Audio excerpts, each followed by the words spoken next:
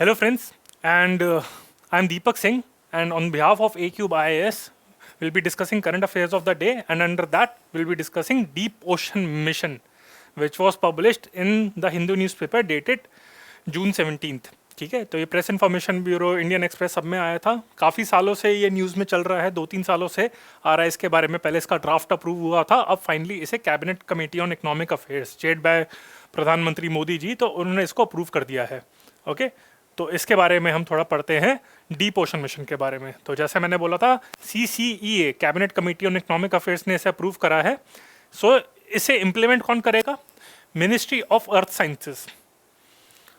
So a question related to prelims can be asked from here, that which is the implementing agency, which is the implementing ministry for Deep Ocean Mission, whether it's Ministry of Science or Ministry of Earth Sciences, PMO हो गया, या फिर कोई और organisation हो गया, या फिर मिनिस्ट्री ऑफ डिफेंस भी हो गया। ऐसा लगेगा कि डीप ओशन मिशन है तो भाई उसी से रिलेटेड है, तो ऐसा नहीं है। इसका आंसर है ministry of earth sciences. Earth sciences के अंदर आपका मीटरोलॉजिकल डिपार्टमेंट वगैरह ये सब आते हैं, तो ये सारा जो अंटार्कटिका के रिलेटेड आपके जो मिशन होते हैं वो भी ministry of earth sciences deal करता है। ठीक है, तो एक ये हो गया। Now what is the objective? It is objective is to explore deep ocean, मतलब जो आपका बिल्कुल डीप में होता है, around 6756 kilometre down the ocean, तो उसके रिसोर्सेज को डेवलप करना and to use it for to sustainably use it to support the blue economy initiative. जो हम ब्लू इकोनॉमी है उसके बारे में भी हम बात करेंगे अभी। मैं आप लोगों को ये भी बताना चाहता हूँ कि 2019 में Government of India released a document by the name of New Vision for 2030, I think. So that document was released, and in that document there were like 10 components, and of these 10 components, one component was to go for blue economy. तो जो blue economy है उसके बारे में भी हम discuss करेंगे कि blue economy के अंदर क्या क्या आता है। कन्वेंशनली आपका टूरिज्म आपका हो गया, फिशरीज आ गया, वो सब तो आता ही है। साथ में blue economy के अंदर आपके आते हैं रिन्यूएबल एनर्जीज, तो ये भी आता है। तो इसके रिलेटेड यही है। पहली बात तो ये अप्रूव कर दिया है, मिनिस्ट्री ऑफ अर्थ साइंसेज इसे इंप्लीमेंट करते हैं, एंड इसका ऑब्जेक्टिव वही है, sustainable use of ocean resources to promote blue economy. अब इस मिशन के बारे में अगर हम बात करें कि what is the implementation period, तो पहली बात तो ये, इन्होंने government of India has allocated around 4000 crore. ऐसे जो फिगर्स होती है ना 4077, तो ऐसा नहीं कि आपको सिर्फ एग्जैक्ट याद करना है 4077, just remember the rough figure that 4000 crore for a period of 5 years has been allocated. ठीक है, and that project will be implemented in a phase wise manner, and in the first phase that will run from 2021 to 2024 for around 2800 crores. So out of 4000 crore, 2800 crores have been allocated for the phase 3, which will run from 3 years, that is 2021 to 2024, and there are chances that it might appear to us that the total duration of the project is 5 years, but ultimately this project can be extended. So what we are sure about is that at least for the 5 years they have allocated 4000 crores, so it will run minimum for 5 years, and the phase 1 will run for 3 years from 2021 to 2024. इसके अंदर ये, and a research vessel will be also developed under the by Indian shipyard itself, so which will be a initiative under आत्मनिर्भर अभियान। तो पहले make in India होता था, फिर अभी हो गया आत्मनिर्भर अभियान। नेक्स्ट इलेक्शन में देखते हैं इसका क्या नाम बदला जाएगा। So with this let's discuss the components of deep ocean mission. Okay, first we will discuss the list that you have to cram on this obviously, and then I will discuss the each mission or the sub mission or the sub component of the mission in detail. So again, so all this is like from the prelims point of view, but later on I will also discuss the analytical part, that why this mission has been launched, what is blue economy. So as you know that, okay, I like here we are like following the 3C approach, and which is it has to be comprehensive yet concise as well as current oriented. So the first point to remember is that there are 6 components, 6 major components of this mission. Now, what is the first component? Obviously, you can't recall the full sentences, so it's better to focus on keywords. The first component is related to deep sea mining and manned submersible. Or in fact, even in that, the keyword is manned submersible that will be developed for deep sea mining. Second change is climate change. There is no need to remember the full name. Just remember development of climate change. बाकी development of ocean तो सब आप अपने आप डाल देना, ठीक है। थर्ड आपका हो गया डीप सी बायोडाइवर्सिटी या फिर सिंपली बायोडाइवर्सिटी, ठीक है, ये हो गया। साथ में एक और आ जाएगा, एक और एनर्जी या फिर एनवायरमेंट से रिलेटेड करे जाए, energy from fresh water.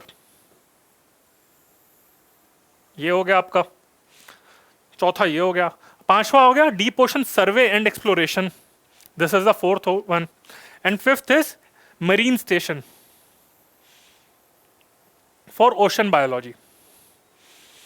Okay, again I would say that you don't have to remember the whole sentence because आपके mind की एक limit होती है, so don't overburden it. There is a limit for your mind, so you can remember only limited information. So instead of going for the hard work that you have to remember the whole sentence, go for smart work and remember only the keywords.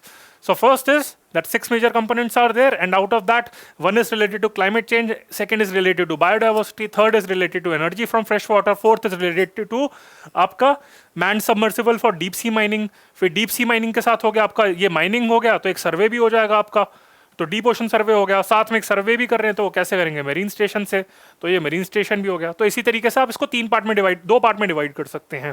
First is climate change, biodiversity and energy from fresh water, and second is component, second part is related to आपका man submersible for deep sea mining, then for deep ocean survey, and then for marine station. तो ये आपके दो parts में हो गए divide.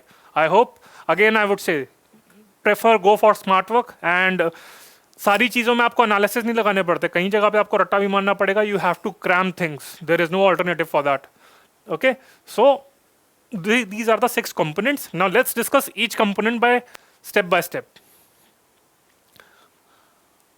Okay, so the first component is development of technologies for deep sea mining and manned submersible. तो यानी कि एक manned submersible बनाना है for deep sea mining, ये चीज़ हो जाएगी। तो मैंड सबमर्सिबल क्या है, मतलब यानी कि एक इक्विपमेंट बनानी है जिसमें जैसे आपकी स्पेस एक्सप्लोरेशन होती है, so in that like few people go and they explore the space. Similarly, a unit will be developed, but instead of going up in the air, you have to go down to the sea. So that unit will be able to carry 3 people to a depth of 600,000 meter, यानी कि 6 kilometre. It's better to remember like 6 kilometer with some sensors and all. And the only aim is to go for, मतलब ये इस वजह से develop करा है, so as to explore the mining of polymetallic nodules which are also known as manganese modules from the depth of the Indian Ocean. तो ये man submersible को इसलिए बनाया जा रहा है ताकि माइनिंग करी जाए आपकी पॉलीमेटालिक नोड्यूल्स के लिए। बाकी सारा याद करने के लिए कोई बाकी सारा आपका याद करने के लिए कोई इंपॉर्टेंट नहीं है, तो ये चीज़ आपको ध्यान रखनी है। डेवलपमेंट ऑफ, तो एक मैन सबमर्सिबल बनाएंगे। आप लोगों को शायद ध्यान भी होगा, कुछ ऐसे लोग भी होंगे जो यूपीएससी के लिए वो करे जा रहे हैं, मतलब काफ़ी सालों से प्रिपेयर करे जा रहे हैं, या फिर कुछ मूवी एंथुसियास्ट होते हैं। तो दोनों को शायद पता होगा, there is a fellow by the name of James Cameron. और जेम्स कैमरून इसलिए इंपॉर्टेंट है क्योंकि उन्होंने ग्रेट मूवीज़ बनाई हैं by the name of Terminator, Titanic and Avatar. तो but apart from being a great movie maker, he also was interested in all this ocean exploration. तो काफ़ी साल पहले, after like I think making Avatar, so he explored the Mariana Trench, which is the deepest part of the ocean. तो वहाँ पे वो अकेले, उन्होंने खुद एक सबमर्सिबल किसी की हेल्प से, उन्होंने I think with help of some, I think some NASA और विच अदर साइंटिफिक ऑर्गेनाइजेशन, तो उन्होंने लिया था, and he went deep down the ocean in the Mariana trench all by himself, अकेले वो गए थे। एंड तो यहाँ पे तो ये कह रहे हैं ना कि सिर्फ 3 लोगों की कैपेसिटी होनी चाहिए, वो अकेले गए थे। तो उसी तरीके से हम भी, इंडिया वाले भी एक मैन सबमर्सिबल बनाएंगे। तो यानी कि इंडिया यहाँ पे सिर्फ 6 फ्लोर को भी, स्पेस को भी एक्सप्लोर करना चाहता है with the help of Gaganyaan mission, and apart from that ocean को भी। तो ऊपर नीचे हर जगह पे एक्सप्लोर कर रहे हैं Indians. So this is a good news. तो अब आते हैं दूसरे जो तो हमारा पहला कंपोनेंट था man submersible for deep sea mining, specially for polymetallic nodules. अब आप लोग पूछेंगे कि पॉलीमेटालिक नोड्यूल्स क्या होते हैं, तो उसको मैं अलग से डिस्कस करूंगा अभी थोड़ी देर में, ठीक है। अब सेकंड आ जाता है development of ocean climate change advisory service. तो यहाँ पे यानी कि की टर्म है आपका क्लाइमेट चेंज। तो इसमें यही है कि भाई ओशंस क्लाइमेट चेंज को काफ़ी ज़्यादा तरीके से करता है, आपका इन्फ्लुएंस करता है। जैसे मॉनसून है, उसको भी काफ़ी ओशंस इन्फ्लुएंस करते हैं, एल नीनो, ला नीनो हो गए, आपके एनसो हो गए। तो उसी तरीके से क्लाइमेट चेंज की, मतलब ओशन का क्या रोल है, और उसी के बेसिस पे एडवाइजरीज लॉन्च करना, so as to make sure कि हम वेदर को ढंग से प्रेडिक्ट कर पाएँ और उसी तरीके से ढंग से अपने आप को प्रिवेंट कर पाए, जैसे साइक्लोन्स होते हैं, तो उनसे डील करने के लिए मॉनसून साइक्लोन, अगर मॉनसून नहीं आ रहा तो कैसे डील करना है एडवांस में, तो उसके लिए ये कंपोनेंट डील करेगा। Third is to explore deep sea biodiversity, मतलब यानी कि ये आपके बायोडाइवर्सिटी में आपका फ्लोरा फौना, यानी कि आपके जो पेड़ पौधे हैं ओशन के बीच में, फिर फिश हो गए, बाकी सारे आपके लिविंग ऑर्गेनिजम्स हो गए, इंक्लूडिंग माइक्रोब्स, ये इंपॉर्टेंट है यहाँ पे, इंक्लूडिंग माइक्रोब्स, तो उनको एक्सप्लोर करेगा so as to make sure that they are used in a sustainable manner. तो ऐसा नहीं है कि हमको यहाँ पे फिश यूज करनी है, हमको फिश खाने के लिए मना करते हैं, तो ये कहते हैं sustainable fishing should be there. Fishing is not a bad in itself, but the point is we should go for sustainable fishing so as to make sure that sufficient fishes are also available in the future. तो ये आपका हो गया exploration for deep sea biodiversity, ये आपका third component हो गया। Then ocean, deep ocean survey and exploration. So primary objective of this component is to explore and identify potential sites of multi-metal hydrothermal sulfides mineralization along the Indian Ocean mid-oceanic bridge।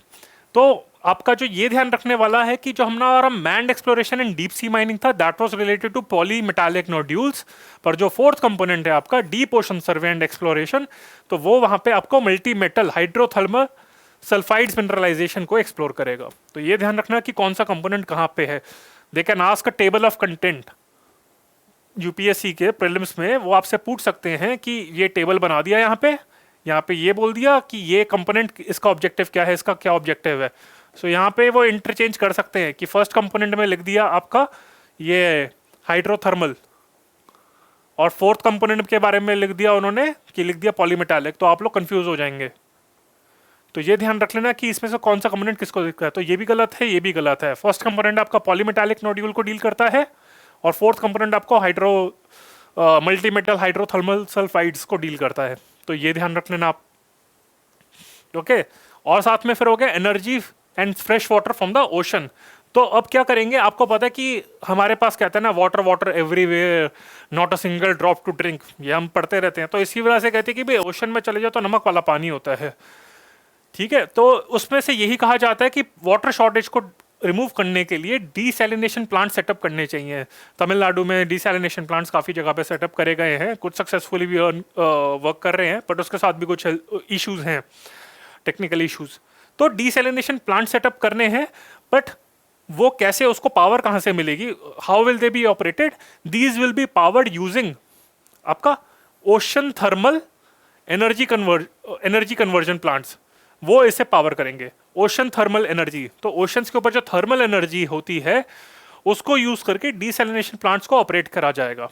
इसके अंदर energy and fresh water from the ocean, तो ocean से fresh water मिलेगा, और fresh water कैसे मिलेगा, ocean thermal energy plants को operate करके।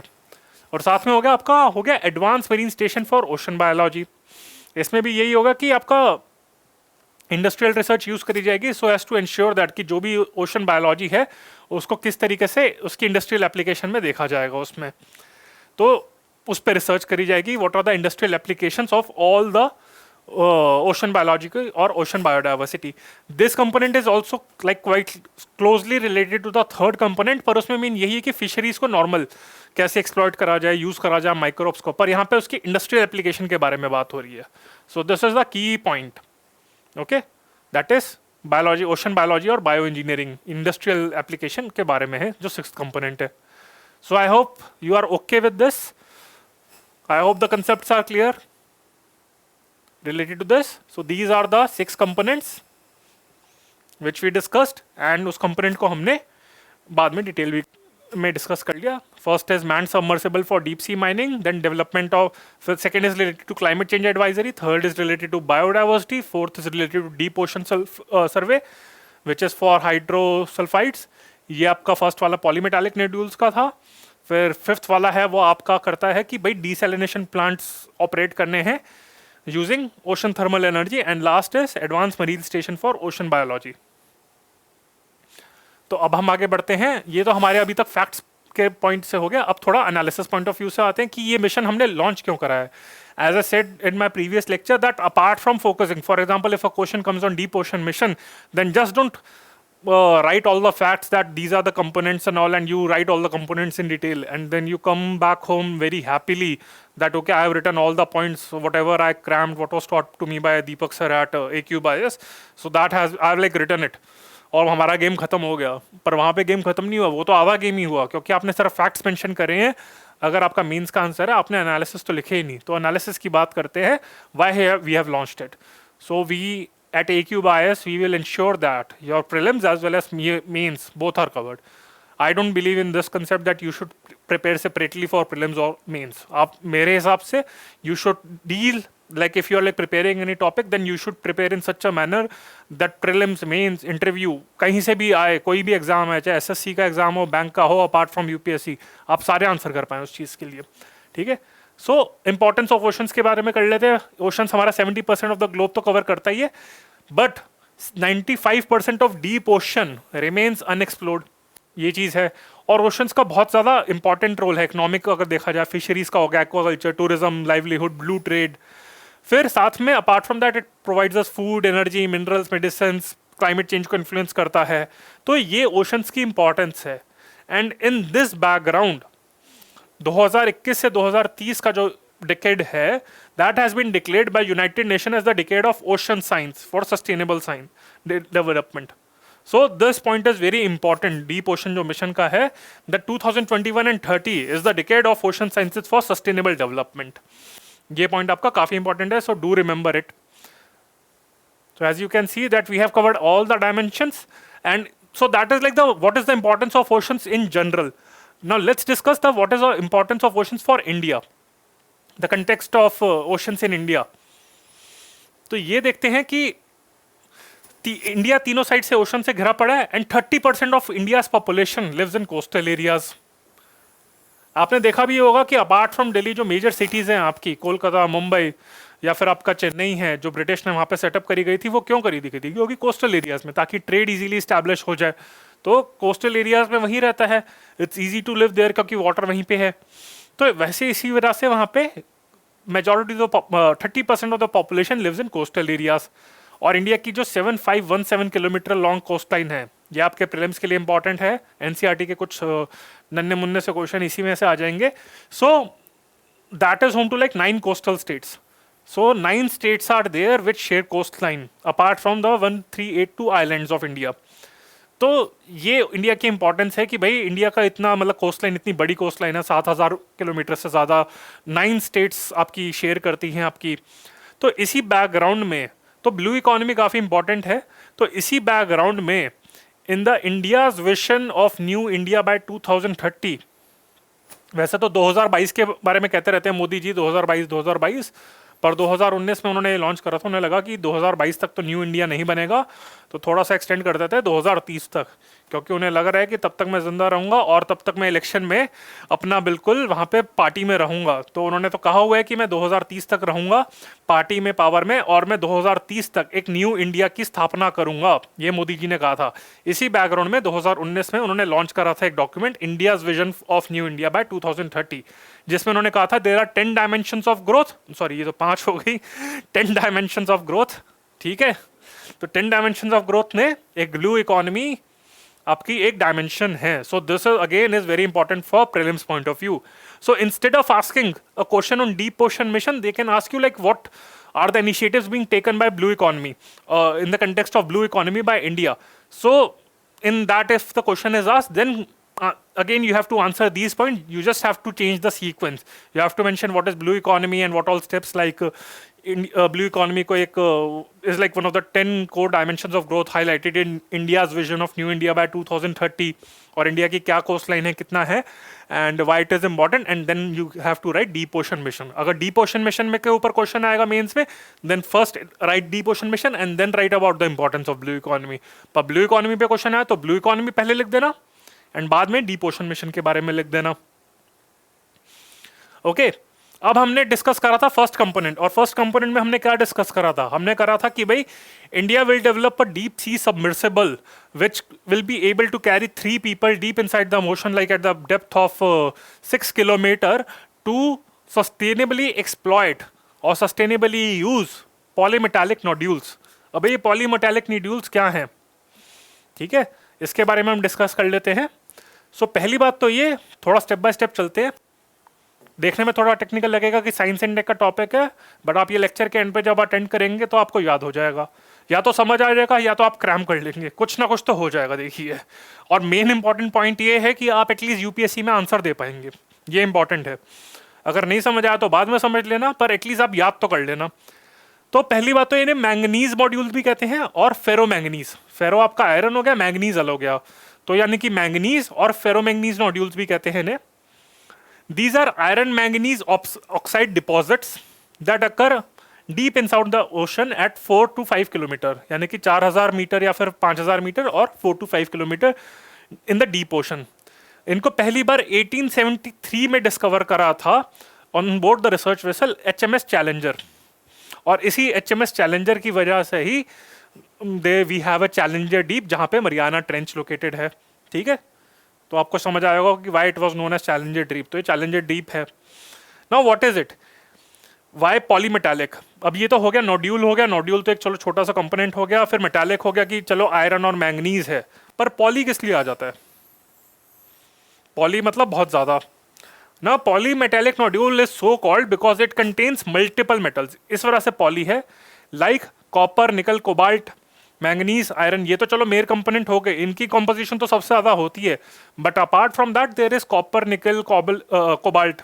ये ध्यान रख लेना क्योंकि मैं एनालिसिस पॉइंट ऑफ व्यू से आऊंगा, क्योंकि इस टाइम पे globally we are facing a shortage of all this cobalt and copper, nickel, and apart from that lead, zinc, aluminium. सो ये काफ़ी सारे आपके जो मल्टीपल मेटल्स होते हैं वो एक नोड्यूल में होते हैं, एक यूनिट के अंदर होते हैं, which is dominated by manganese and iron, but apart from that copper, nickel, cobalt वो सब भी होता है। अगर इसकी फिजिकल प्रॉपर्टीज के बारे में बात करें, they are potato shaped, porous, black earthly colour with size ranging from 10 centimetre in diameter and grow with 1 to 10 millimetre per million years. तो इसका जो डायमीटर है बहुत छोटे से होते हैं, 2 to 10 सेंटीमीटर डायमीटर होता है, पोटैटो शेप्ड होते हैं। तो अगली बार आपको जब भी पोटैटो खाएंगे, पोटैटो फ्राइज खाएंगे, तो आप पॉलीमेटालिक नोड्यूल्स को याद कर लीजिएगा, इस तरीके से आपकी रिवीजन भी होती रहेगी आपकी। ठीक है, तो पोटैटो शेप के होते हैं पॉलीमेटालिक नोड्यूल्स और ब्लैक अर्थली कलर के होते हैं। ठीक है, तो यानी कि जब आप सड़े पोटैटो देखते हैं मार्केट में, तो वो सड़ा पोटैटो की तरीके से पॉलीमेटालिक नोड्यूल होता है। ऐसा पोटैटो जो काला हो जाता है ना, तो जो सस्ते में भैया बेचते हैं, तो वो वाले होते हैं आपके पॉलीमेटालिक नोड्यूल्स, उसी की टाइप के होते हैं। ठीक है, तो अब हो गया, हम अब इसके बारे में और कंपोनेंट्स के बारे में बात करते हैं। So what are the main minerals. अभी तो हमने मेटल्स की बात करी थी, ओके, यहाँ पे हमने डिस्कस करा था कि what all metals are there in polymetallic nodules. अब हम डिस्कस करते हैं मिनरल्स के बारे में। So main minerals present in the nodules are todorokite and MnO2। ये थोड़ा जापानीज टाइप का नेम लग रहा है, टोडोरोकी, एंड ये हो गया आपका MnO2। So nodules rich in manganese have todorokite and nodules rich in iron have MnO2।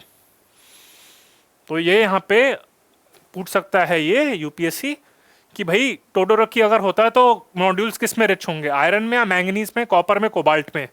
तो दोनों में अगेन आई सेड दैट कि these modules are mainly rich in manganese और मैंगनीज एंड आयरन। मेन तो मैंगनीज ही होते हैं या फिर मैंगनीज आयरन होता है इसमें। तो अगर टोडोरोकी अगर करके इसमें मिनरल होगा तो यानी कि मैंगनीज में रिच होंगे, मैंगनीज डोमिनेटेड होंगे, and if there is MnO2 in this और they have delta MnO2 sorry, it is delta MnO2, my mistake, it's not just MnO2, it's delta MnO2. So if nodules have MnO2 delta MnO2, then they will be rich in iron. तो ये चीज हो गई। These are the main minerals present in the nodules. Now what are the conditions to form these nodules?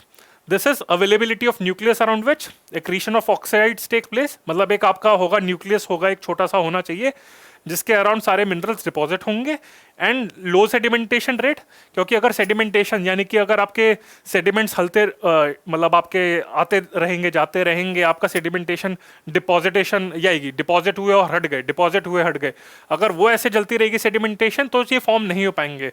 पर अगर वो एक जगह पे स्टेबल रहेंगे then they can easily form. Oxidising environment to form oxides तभी ऑक्साइड्स आपके वहाँ पे एक्यूमुलेट हो जाएंगे। And bottom currents of low velocity, तो जो आपके ओशन करंट्स होते हैं लोअर लेवल पे, यानी कि डीप ओशन में जो ओशन करंट्स होते हैं, तो अगर वो कम वेलोसिटी पे यानी कि कम स्पीड पे चल रहे हैं तभी आपके नोड्यूल्स फॉर्म हो सकते हैं। सिंपल है ना कि भाई अगर हवा तेज चलती रहेगी तो आपके वहाँ पे डस्ट एक जगह पे एक्यूमुलेट नहीं होगी। अगर उसी तरीके से ओशन करंट में भी अगर वेलोसिटी नहीं है, पानी एक तरीके से स्टेबल है, then they can easily form. तो सेडिमेंट्स अगर वहाँ पे ज़्यादा नहीं हिल रहे, ओशन करंट्स भी अगर लो स्पीड पे चल रहे हैं, ऑक्सीडाइजिंग एनवायरनमेंट है और साथ में न्यूक्लियस अवेलेबल है, then these polymetallic nodules can be formed. Now how these are formed, what is the process. ये आप लोगों को लग रहा होगा कि काफ़ी डिटेल में जा रहा हूँ, but actually this is very important, क्योंकि यूपीएससी काफ़ी टाइम से, मतलब ये हिंदू न्यूज़पेपर में 2-3 बार ये टॉपिक आ चुका है। तो पहला होता है कि हाइड्रोजेनस प्रोसेस, हाइड्रो, और दूसरा होता है डायग्नेटिक प्रोसेस। हाइड्रो प्रोसेस में होता है metals are supplied from the water column, मतलब पानी इसको आपके मिनरल्स और मेटल्स आपको प्रोवाइड करता है। पर डायग्नेटिक प्रोसेस में वहाँ पे जो सेडिमेंट्स होते हैं नीचे, तो वो प्रोवाइड करता है। और मिक्स प्रोसेस में ये होता है, ये दोनों का मिक्स होता है कि जो आपका न्यूक्लियस होता है उसके अराउंड जो मेटल्स आपके एक्यूमुलेट होते हैं वो पानी प्रोवाइड करता है या नीचे वाले सेडिमेंट्स आपका प्रोवाइड करता है। तो डिपेंडिंग ऑन दैट, हाइड्रोजनस में वाटर प्रोवाइड करता है, डायग्नेटिक में आपका सेडिमेंट्स प्रोवाइड करता है, ये सारे आपके मेटल्स आपके, और मिक्स में वो मिक्स होता है आपका। ये हो गया। अब हम इसके बाद में बात करते हैं कि what is the significance of polymetallic nodules. पहली बात तो ये है कि भाई हमने सब एक्सप्लोर कर लिया है, मतलब ऐसा लगता है कि अर्थ को पूरा तरीके से एक्सप्लोर कर लिया है, बचा नहीं है, जान ले ली अर्थ की। इसीलिए जो आयन मस्क भैया जो है, एलोन मस्क जी, तो वो अपने टेस्ला के जो फाउंडर हैं, so he is planning to colonise Mars आपका हो गया, मार्स हो गया, मून हो गया, वहाँ पे जा चुके हैं। पर कुछ कंट्रीज को ये भी लग रहा है कि यार प्लैनेट पे इतनी दूर स्पेस में हवा में जाने की क्या जरूरत है, बेटर है कि थोड़ा और नीचे जाए और ओशंस को एक्सप्लोर करें। और मैंने आपको बताया था कि 95% of the deep oceans are unexplored. So earth के रिसोर्सेज को तो पॉपुलेशन बढ़ रही है तो उसको एक्सप्लॉयटेशन तो काफ़ी हो रही है, पर मेटल्स की रिक्वायरमेंट अभी भी है, because we are living in industrialised आपका जो इकोनॉमी में डिस्कस कर रहे हैं अभी। I think we are like in the middle of 4th industrial revolution. तो उसी के डील करने के लिए we need more valuable minerals, specially rare earth minerals. जो रेयर अर्थ की जो अभी इस टाइम पे सबसे ज़्यादा चाइना के पास है, जो चाइना के जो मेजर लीडर थे, who led the economic liberalisation of China by the name of Deng Xiaoping, he once quoted in 1980s that if West Asia has oil, then China has rare earth, and these rare earth minerals are very much important for आपका जो mobile applications हैं, आपका electric cars हैं, वहाँ पे rare earth minerals की बहुत importance है। तो जो भी टेक्नोलॉजी डिवाइसेज हैं, तो अब रेयर अर्थ भी चाइना के पास ही कॉन्सेंट्रेटेड है, ठीक है। और साथ में जो बाकी सारे मेन आपके जो मिनरल्स मेटल्स हैं, आपके कोबाल्ट हो गया, कॉपर हो गया, निकल हो गया, तो इनके भी जो रिसोर्सेज है काफ़ी हद तक एक्सप्लॉइट कर चुके हैं, ठीक है। और अगर इंडिया के कंटेक्स्ट में बात करें तो India is entirely dependent on it's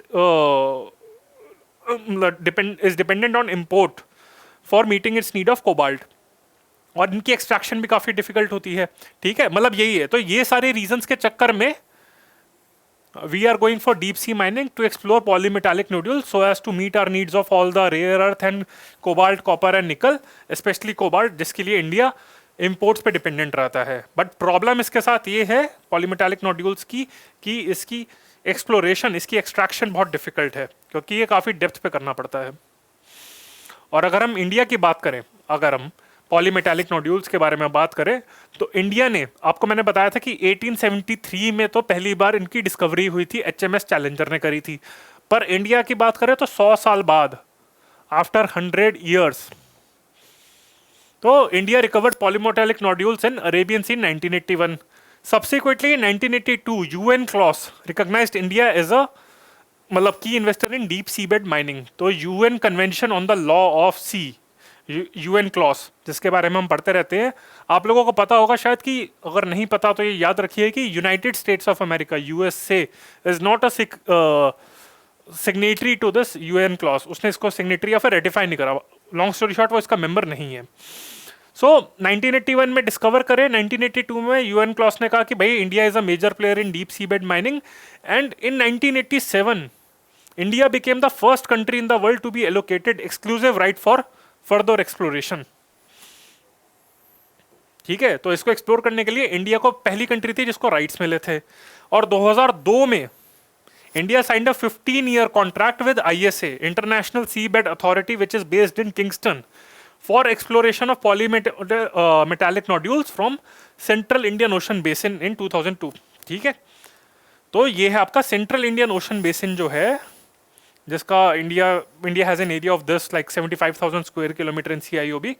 तो इंडिया ने ISA के साथ, इसमें यहाँ पे ISA आपका इंटरनेशनल सोलर अथॉरिटी नहीं है, आपका है आपका ये इंटरनेशनल सीबेड अथॉरिटी. तो ये है इंडिया और पॉलीमेटालिक नोड्यूल्स का सिनेरियो. और इसमें अब हम ये ऐड कर सकते हैं कि अब 2021 में डीप ओशन मिशन ऐड करा है. तो ये सब आप कह सकते हैं कहानी कि इंडिया और पॉलीमेटालिक नोड्यूल्स की कहानी क्या है, क्या रिलेशन है. And national institute of oceanography is the main body responsible for this. So I think that is based in Goa. That's what I think, probably I can be wrong. तो ये है. और हमने ये बात करी थी अभी कि 2002 में India signed agreement with ISA. तो इस ISA के बारे में भी पढ़ लेते हैं. International seabed authority which is headquartered in Caribbean islands in Kingston in Jamaica. तो कैरिबियन में बहुत सारे आइलैंड होते हैं आपके, तो उसमें एक आइलैंड है जमैका और उसमें उसकी जो कैपिटल है किंगस्टन है, तो वहाँ पे लोकेटेड है. It was established by UN clause, UN convention on the law of sea in 1994. और इसके मेंबर अभी तो मतलब वही 168 मेंबर है. बट की पॉइंट ये है that US is not a member of ISA because it is not a signatory to the UN clause. UN clause को साइन ही नहीं करा, तो इस वजह से इसका मेंबर भी नहीं बन सकता. तो वही सीबेड एरिया में जो भी एक्टिविटीज है उसको रेगुलेट करना है. और इसको यूनाइटेड नेशन में 1996 में ऑब्जर्वर स्टेटस मिला था. तो ये आपकी कहानी हो गई, इंटरनेशनल सीबेड अथॉरिटी की भी हो गई. और फिर मैं काफ़ी देर से एक ही चीज़ के ऊपर एम्फोसाइज करा जा रहा था. I was explaining this term blue economy, blue economy. अरे भाई क्या है blue economy? So blue economy वही हो गई कि it is a term in economics related to the exploitation and preservation and regeneration of marine environment. सिर्फ ये नहीं कि एक्सप्लॉयट करना है, उसको प्रिजर्व भी करना है और उसको रीजनरेट भी करना है. So long story short, sustainable exploration और sustainable exploitation of marine environment is blue economy. अब इसमें दो टाइप की एक्टिविटीज होती हैं. पहली बात तो अगर कन्वेंशनल देखे जाए, पुराने टाइम पे होती थी, तो वो होती थी फिशरीज, एक्वाकल्चर, ट्रांसपोर्ट हो गया, मरीन ट्रांसपोर्ट, और मरीन टूरिज्म हो गया, मतलब आपका हो गया चाहिए गोवा चले गए, तो that also comes under blue economy. But अब इसके साथ ये भी आता है कि नए emerging activities of blue economy है आपका coastal renewable energy, marine ecosystem services like blue carbon, seabed mining जो हमने अभी डिस्कस कर रहे थे, डीप ओशन प्रोजेक्ट को, एंड बायो प्रोस्पेक्टिंग यानी कि बायोडाइवर्सिटी को एक्सप्लोर करना इंडस्ट्रियल एप्लीकेशन में. तो ये है, और ये आपका ब्लू इकोनॉमी के अंदर एक्टिविटीज आता है. So they can ask you whether coastal renewable energy comes under this. UPSC has a tendency from last few years to ask some analytical questions. So they can ask you whether coastal renewable energy comes under this, whether bioprospecting comes under this, whether seabed mining. तो mining तो वैसे negative term लगती है हमें, पर whether seabed mining is a part of blue economy or not. So the correct answer is yes. It is an emergent form of blue economy. And United Nations has also observed that blue economy is critical to achieving Sustainable Development Goal 14, which is life below water. तो ये जो SDG 14 है आपका, sustainable development goal 14 है, तो blue economy is critical to achieving it. And I also mention that this blue economy is also mentioned in the India vision document of India vision for new India, like vision for new India document by to be achieved by 2030. So under that also there are 10 dimensions of growth and one of the dimension is blue economy. ठीक है, तो ये आपका हो गया blue economy हो गया. तो इसके साथ हमने पूरा टॉपिक डिस्कस कर लिया. पहले मैंने डिस्कस करा, अरे हाँ आपको फोटो तो दिखानी थी, तो डीप सी माइनिंग कैसे होती है ये भी मैं आप लोगों को बता देता हूँ, विच वॉज देयर. यस, तो ये होता है डीप सी माइनिंग का. तो ये आपका हो गया ओशन बेड हो गया डीप में, ठीक है. यहाँ से आपका हो गया सी माउंट हो गया. अगर हम अब इसकी डेप्थ की बात करें कि what are the like ocean bed का जो होता है, आपने ज्योग्राफी में देखा होगा कि there is a sea mount which has a depth of यहाँ पे 800 से 250 metre, 2.5 kilometre.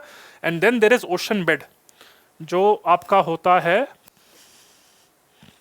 Just a second guys.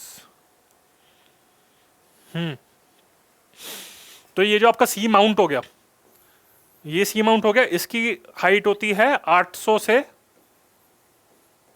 250 metre, यानी कि 800 मीटर से 250 किलोमीटर, वो 2.5 किलोमीटर. पर ये जो ओशन बेड है इसकी, ये तो इसकी हाइट होगी सी माउंट की। फिर और नीचे जाए तो यहाँ पे आपका एबिसियल प्लेन जिसे कहते हैं हम, ओशन बेड भी कहते हैं जिसे, तो ये आपका हो गया 4000 से 6000 किलोमीटर तक। तो यानी कि आप इस कंटेक्स्ट में देख लीजिए कि हिमालयास की हाइट आपकी कितनी होती है। हिमालयास की हाइट आती है आपकी ये 8000 मीटर, यानी कि 8 किलोमीटर। तो उसी तरीके से ऑलमोस्ट मतलब उसी की हाइट पे, जितनी की हाइट माउंटेन की होती है उतना नीचे हम ओशंस में जा सकते हैं। और जो आपके एक्टिव हाइड्रोथर्मल वेंट्स होते हैं वो आपके 1 किलोमीटर से 4 किलोमीटर में मिलते हैं। ठीक है, ये हो गए। तो ये आपका ओशन बेड हो गया, ये आपका यहाँ पे वो एक्सप्लोरेशन शिप हो गया, ये आपका कैरियर हो गया। तो इसी तरीके से एक्सप्लोर करा जाएगा। पहले मतलब पहले तो उसको सबमर्सिबल के थ्रू एक्सप्लोर करा जाएगा, साथ में अगर जब मेटल्स को एक्सप्लॉइट करना पड़ेगा तो इसी तरीके से वाटर एंड टेलिंग्स होंगे, रिटर्न पाइप्स होंगे, तो इसी तरीके से जनरली इसे लिफ्ट करा जाएगा। ओके, तो ये जो वेंट्स वगैरह होते हैं यहाँ से आपको मेटल्स को एक्सप्लोर करा जाएगा। तो you can see this diagram in detail. So with this I have covered deep sea mining. With this I have covered polymetallic nodules, and I have also covered blue economy and International Seabed Authority, जो आपका international relation में organization में है. So with this lecture we have covered like various dimensions from IR point of view, from science and tech point of view, from environment point of view. I hope you like this lecture. I'm pretty sure इससे ज़्यादा detail में तो कौन explore कराएगा इतने simple तरीके से इतने कम टाइम के अंदर. So with this I have like covered all the dimensions of deep sea mining, and so the lecture is almost over. So I will just take 2 minutes of yours. I want to share some important information that from July 7. Okay. So from July 7, 2021, that is next month of 7 July, तो वहाँ से foundation course launch कर रहा है AQBIS, जिसमें 800 घंटे की classes provide करी जाएंगी, जो सिर्फ एक लौता इंस्टीट्यूट है इंडिया में जो सिर्फ इतने 800 घंटे की फाउंडेशन क्लासेस पढ़ाएगा. It will target prelims, mains और आपका इंटरव्यू सब कुछ कवर करेगा. और इसमें से खास बात यह है कि इसके 80 घंटे आपके करंट अफेयर्स को डेजिग्नेट करे जाएंगे. ये घंटे बढ़ाए भी जा सकते हैं, तो इतने तो मिनिमम हम आपको एश्योर करेंगे ही. ठीक है, एक तो ये हो गया आपका. साथ में जो भी रिनाउंड फैकल्टीज है वो सब प्रोवाइड करी जाएंगे.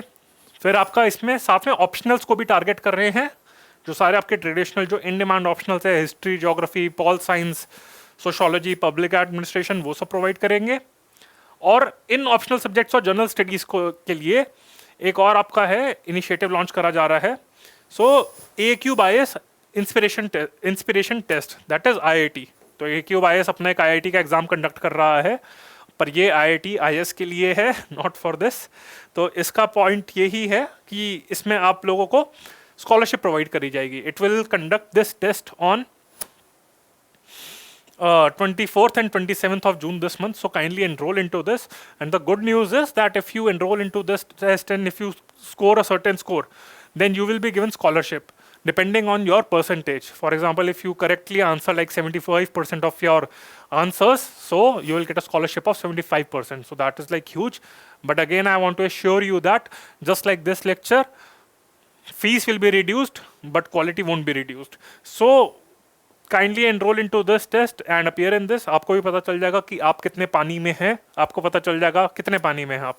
ठीक है, सी माउंट वाले पानी में है जिसकी हाइट आपकी 800 से 250 किलोमीटर है, या फिर ओशन बेड वाले पानी में है.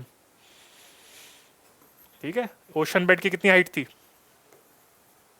कितनी थी, 4 to 6 किलोमीटर.